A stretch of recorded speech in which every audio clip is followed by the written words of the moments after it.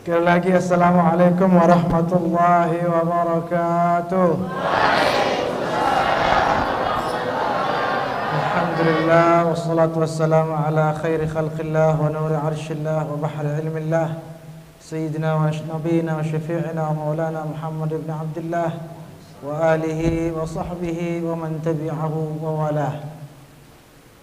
قال الله سبحانه وتعالى في القرآن العظيم وهو أصدق القائلين أعوذ بالله السميع العليم من الشيطان الرجيم بسم الله الرحمن الرحيم إن الله وملائكته يصلون على النبي يا أيها الذين آمنوا صلوا عليه وسلموا تسليما اللهم صل وسلم. Amma ba'du, yang sama-sama kita muliakan dan hormati serta kagumi dan terus kita doakan mudah-mudahan senantiasa diberikan umur yang panjang dan kesehatan serta keafiatan guru kita ayahanda Fadilatul Syekh Tuan Guru Haji Muhammad Zainuddin Badrun KHSS hafizahullah wa barakallahu fi umrihi wa fi rizqihi وفي تلامذته وفي جماعته ومدارسه ومعاده ونفعنا به وبعلومه وأخلاقه في الدارين آمين يا رب العالمين. Juga yang sama-sama kita muliakan dan cintai dan wajib kita cintai para habaib, para sadah, para asyraf yang merupakan cucu-cucu yang sama-sama kita agungkan selama ini dan kita selawatkan selama ini, yaitu baginda Rasulullah sallallahu alaihi wasallam wa fi muqaddimatihim, dan yang di depan alhamdulillah selalu menghiasi hati kita dengan cinta kepada baginda Nabi sallallahu alaihi wasallam Al Habib Fairuz Al Qadri hafizahullah wa barakallahu fi umrihi wa nafa'ana bihi wa fi jama'atihi wa madaihihi wa salawatihi fi daraini amin ya rabbal alamin. Dan juga al-mukarramun, bapak-bapak, ibu-ibu yang rupanya sudah pegal duduk ya. Pegal sudah ke? Pegal? Ndek, no, bagus, alhamdulillah. Kenapa tidak pegal? Karena sudah berdiri tadi ya. Jadi arah kesempatan lurus-lurusan kena kan? Baik. Apa yang kita lakukan tadi Bapak Ibu sekalian adalah sangat-sangat istimewa. InsyaAllah kita yakin selama kita percaya dengan kemuliaan baginda Rasulullah sallallahu alaihi wasallam. Dulu sekali. Jadi apa yang kita saksikan, apa yang kita lakukan ini bukan ada kemarin sore Bapak Ibu. Dari dulu sudah ada seperti ini dan di mana-mana, bukan hanya di Dasar Laqah, tapi juga di Makkah Al-Mukarramah, di Madinah, di Yaman, di Mesir, di Palestina dan di seluruh dunia. Di Palestina ada satu cerita, ini pernah dilakukan di Masjidil Aqsa. Di Masjidil Aqsa, di mana Masjidil Aqsa itu? Di Palestina, di kota Al-Quds, atau kita sebut di sini dengan apa katanya? Yerusalem ya. Baik. Di Masjidil Aqsa suatu ketika pernah acara seperti ini. Persis, tidak kurang tidak lebih. Ibu-ibu duduk, bapak-bapak duduk, anak-anak juga duduk walaupun tidak bisa diam seperti ini, dan dihiasi dan dihidupkan dengan pembacaan maulid dan pembacaan selawat, pembacaan pujian kepada baginda Rasulullah. Hadir seorang ulama, ini laik tahun pirah jahit, pokoknya laik bah. Dihadiri oleh seorang ulama besar, ulama Mekah, yakni Sayyid Abbas Al-Maliki. Siapa namanya? Sayyid Abbas Al-Maliki, kakek daripada Sayyid Muhammad Alawi Al-Maliki, ulama Mekah yang alhamdulillah pernah datang ke Pancor untuk berziarah kepada Al-Maghfurlah Maulana Syekh. Kakek beliau pergi ke Palestina, ke Masjidil Aqsa, menghadiri acara selawatan seperti ini. Coba, dari Mekah ke Masjidil Aqsa. Sidajat dari mana datang ini? Dari mana datang? Dari Mekah, Masjidil Aqsa dari sini dekat. Itu ulama besar sudah sepuh berangkat dari Makkah kota suci pergi ke kota suci juga di Masjidil Aqsa menghadiri maulid seperti ini. Ini yang cerita cucu beliau sendiri, Sayyid Muhammad Alawi Al-Maliki. Al-Kisah begitu duduk tadi kan ibu-ibu berdiri ya, bapak-bapak tadi kita berdiri nggih. Berapa lama kita berdiri tadi? Ada 3 menit, 4 menit, 5 menit lah ya. Kurang lebih 5 menit. Sebelumnya kita duduk, setelahnya kita juga kembali duduk. Tapi waktu itu di Masjidil Aqsa, nih, Sayyid Abbas Al-Maliki bengak beliau itu. Kenapa beliau terheran-heran? Ada orang tua umur 80 tahun. Ada umur 80 tahun di sini ibu-ibu. Bapak-bapak enggak ada ya. Paling tua mungkin 40, 60, 70 ya, 50, 60 lah. Itu pun sudah pegel-pegel kengnya dari tadi, betul? Ini ada orang tua umur 80 tahun dari awal pembacaan maulid, pembacaan selawat, dari pembukaan, apa dibuka dengan apa tadi? Apa biasa pembukaannya? Dengan baru mulai Fatihah sudah berdiri orang tua ini satu orang di Masjidil Aqsa. Heran Sayyid Abbas, yang lain semua duduk, ini aja berdiri, dia enggak duduk-duduk. Kenapa dia enggak duduk orang tua ini, katanya. Akhirnya mulai baca pujian, baca selawat, baca maulid, baca nasyid, macam seperti tadi, panjang. Habis itu berdiri, masih saja berdiri. Begitu waktu berdiri seperti kita tadi, semuanya berdiri. Syekh orang yang tua itu masih berdiri. Sekitar 3 menit sampai 5 menit duduk lagi seperti tadi, persis, tidak ada bedanya. Begitu duduk jamaah di Masjidil Aqsa, ternyata orang tua itu masih saja berdiri. Padahal sudah tua, 80 tahun nih. Heran ulama Sayyid Abbas, kenapa orang tua ini masih saja berdiri? Ini apa rahasianya? Pendek cerita, selesai pembacaan maulid, selesai pembacaan selawat, langsung begitu selesai baru dia duduk orang tua ini. Baru dia duduk. Nah, dipanggil, coba sini sebentar atau ke sana mungkin Sayyid Abbas. Karena Sayyid Abbas lebih muda. Syekh, kenapa pelungguh itu berdiri dari awal sampai akhir? Ada waktunya berdiri, tidak usah sudah siksa lalu diri sudah. Duduk saja, nanti kita berdiri sama-sama, habis itu kita duduk lagi. Ini sudah dari. Coba kira-kira ada berapa jam tadi? Mulai jam berapa tadi? Dari sebelum Isya nih. Kira-kira jam 7:30 atau jam 7? Coba sekarang sudah jam berapa? Nah, berarti berapa lama kita selawatan tadi? Kurang lebih 1,5 jam. Coba 1,5 jam berdiri coba. Sanggup sudah pendek? Tidak sanggup. Orang tua itu sanggup dia. Padahal umur 80 tahun. Kenapa dia sudah berdiri dari awal sampai akhir? Tidak kayak kita-kita jadi mana-mana tidak begitu, tidak kayak sida katanya.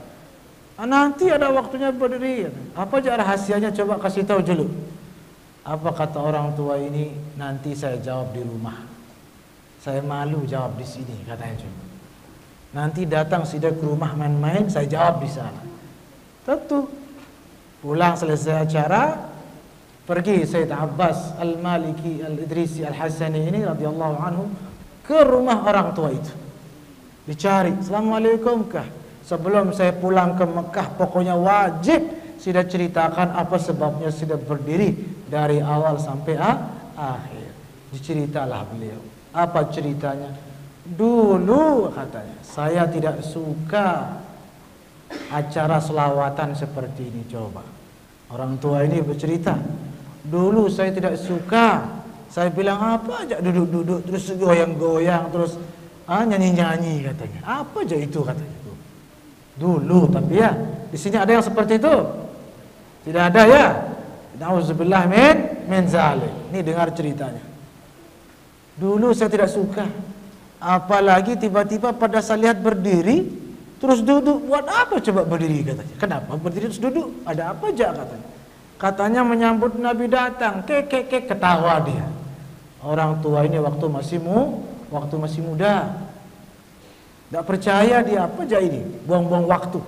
Lebih baik kita masak-masak di rumah. Lebih baik kita makan. Lebih baik kita jalan-jalan ke taman katanya. Ngapain duduk-duduk begitu? Tiba-tiba suatu ketika orang ini dulu waktu dia masih tidak suka sama selawatan seperti ini, tiba-tiba tidur di suatu malam. Beruntung dia lagu orang ini. Beruntung dia, apa beruntungnya? Dia tidur dalam mimpi dia berjumpa dengan baginda Rasulullah. Luar biasa. Tapi tidak berjumpa langsung. Dia mimpi acara selawatan seperti ini. Persis. Mungkin yang dilihat dalam mimpi waktu itu acara selawatan di Dasar Lekam, di Riyadhus Shalihin seperti itu. Mungkin kan? Mudah-mudahan ya, amin ya rabbal. Dilihat selawatan. Sampai dalam mimpi dia lihat acara selawatan. Pas berdiri dalam mimpi ini. Pas berdiri ternyata dia lihat langsung dalam mimpi itu baginda Rasulullah sallallahu alaihi wasallam datang. Apa kata Nabi? Duduk semuanya. Nanti saya datangi satu persatu, kata Nabi ini dalam mimpi. Mendatangi jamaah yang membaca selawat kepada Rasulullah sallallahu alaihi wasallam. Datang Nabi pada berdiri, disuruh duduk sama Nabi. Duduk.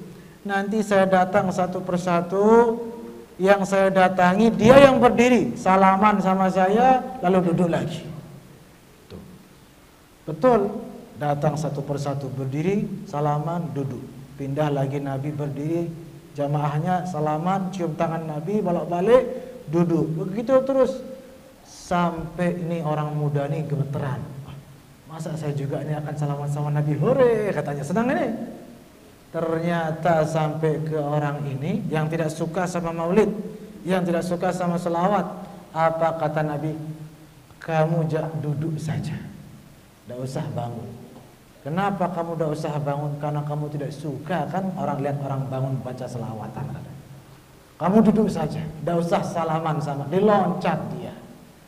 Subhanallah, itu kalau tidak suka acara seperti ini. Ternyata memang selesai ceritanya nih. Sabar ibu-ibu, la ilaha illallah, menulis doa. Lanjut apa tidak lanjut nih? Begitu dia bangun tidur, apa yang terjadi? Betul, dia tidak bisa bangun. Disuruh duduk sama Nabi. Duduk, kamu tidak usah bangun, kata Nabi. Bangun tidur, dia tidak bisa berdiri, langsung lumpuh. Tidak bisa bangun karena hukuman dari baginda Rasulullah menyesal, dia menyesal, nangis sampai dia berobat kemana-mana, tidak bisa. Sampai datang kepada seorang ulama. Apa kata ulama?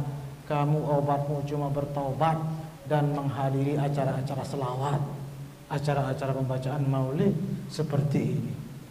Nggih, katanya, wahai syekh, wahai ulama, wahai tuan guru, saya bernazar. Dia berjanji, saya bernazar kalau saya sembuh kaki saya ini, setiap acara selawat dan maulid saya wajib hadir dan tidak saya mau duduk dari awal sampai akhir, saya berdiri sampai saya meninggal dunia. Itu nazarnya.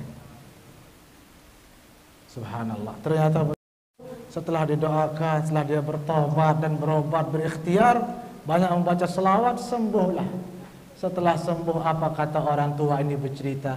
Makanya saya setiap hadir maulid dari awal sampai akhir saya berdiri. Apa kesimpulan, apa kita dapat manfaat dari cerita ini, Bapak Ibu jamaah sekalian? Artinya acara seperti ini, Bapak Ibu yang tidak sempat ke Madinah, yang tidak diberikan rezeki kemampuan ke Madinah, hadir acara ini, baginda Nabi yang datang ke sini, Bapak Ibu jamaah sekalian. Baginda Nabi datang ke sini, walaupun kita tidak lihat, tidak disuruh berdiri salaman, insya Allah. masing-masing satu persatu tadi dipegang kepalanya oleh baginda Rasulullah sallallahu alaihi wasallam. Maka insyaallah sering-sering hadir acara seperti ini, yakin obat dunia dan akhirat, obat segala penyakit.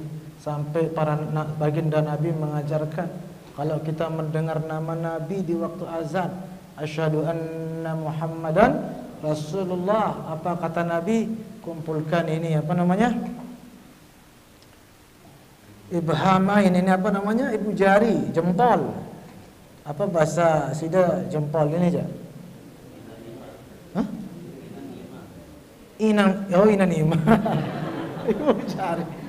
Ibu jari, betul. Ya Allah.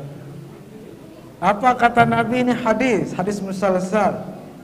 Barang siapa mengumpulkan inan jarinya ini dua-duanya di saat mendengar muazzin membaca asyhadu anna Muhammadan Rasulullah, lalu dibacakan apa diajarkan oleh ulama, marhaban bihabibi wa qurrati aini sayyidi Muhammad ibn Abdullah, Allahumma matti'ni bisam'i wa nadhari.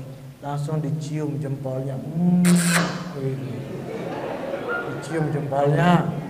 Setelah baca doa menyebut nama Nabi, mendengar nama Nabi, menyebut nama Nabi, langsung dicium. Gitu ya. Jempolnya dicium ya. Jempolnya dicium, habis itu apa? Diusap di kedua mata. Apa kata Nabi? Lam tarmat ainahu abada. Kalau dia melakukan seperti itu, matanya tidak akan pernah buta selama-lamanya. Padahal ini jempol ini coba kuku kuman doang. Apalagi anak-anak ini dekil-dekil ya. Sudah potong kuku semua nih. Sudah potong kuku. Bayangkan kalau tidak potong kuku arah sebulan tain doang di sini ya. Kuman apa tidak kuman di situ? Penyakit apa tidak penyakit? Mulut, bibir, apa isinya kuman apa tidak kuman? Apalagi yang tidak pernah sikat gigi 2 tahun. Karang di mana-mana. Dia sekitar buka mulut palang semua orang.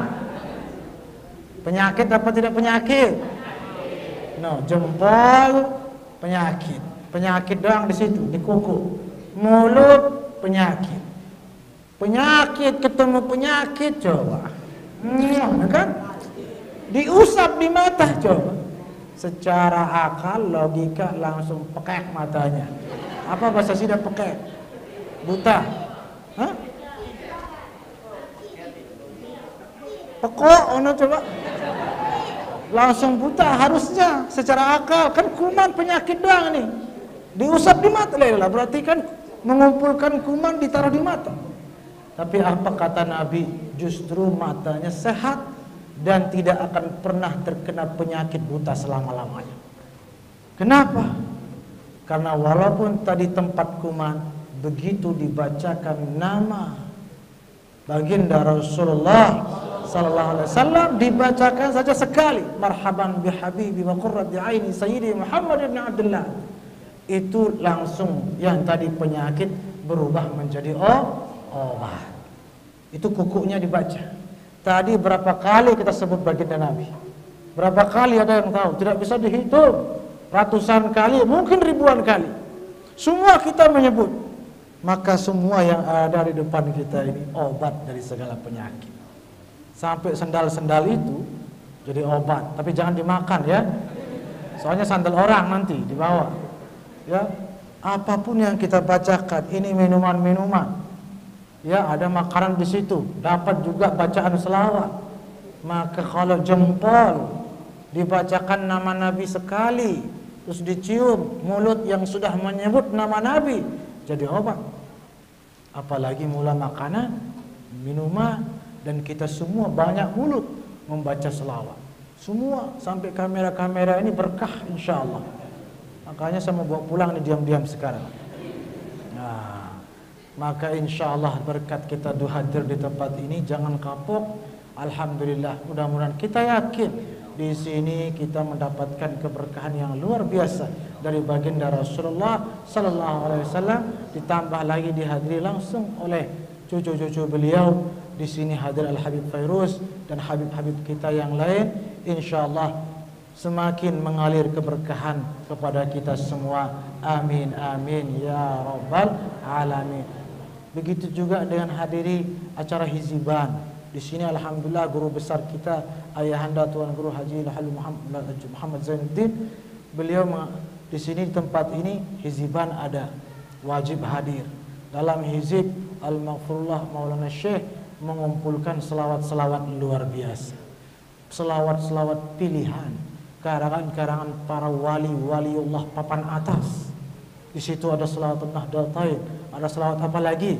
Selawat Nariyah, ada selawat Tibbil Qulub, karangan Syekh Ahmad Ad-Dardir, wali yang besar luar biasa.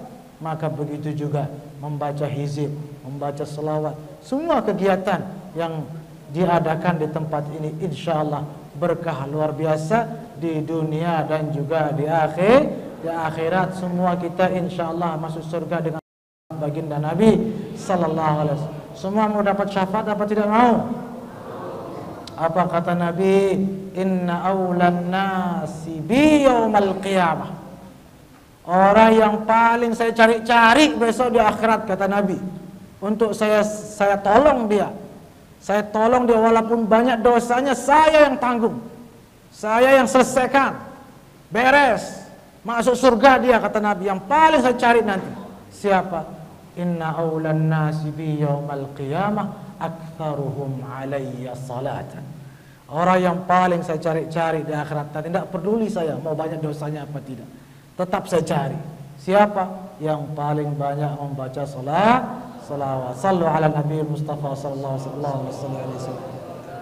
Mudah-mudahan apa yang sampaikan ini ada manfaat buat yang sendiri dan kita semua, dan mudah-mudahan kita keluar dari majelis ini insyaallah semua hajat-hajat kita dikabulkan oleh Allah Subhanahu wa taala, dimurahkan rezeki, dipanjangkan umur, dan diberikan apapun yang dihajatkan untuk keturunan dan keluarga yang sudah meninggal dunia. Kita niatkan pahala dan keberkahan selawat ini kita hadiahkan, ya, niatkan masing-masing kita hadiahkan kepada orang tua kita, guru-guru kita, nenek moyang kita, kakek-kakek kita. Mudah-mudahan beliau semua mendapatkan syafaat baginda Rasulullah sallallahu alaihi wasallam. Ala hadhihi niyyah wa ala kulli niyyatin salihah wa ila hadratin Nabi Mustafa sallallahu alaihi wasallam wa ziyadatan fi syarafi syai'in lahum min al-Fatihah.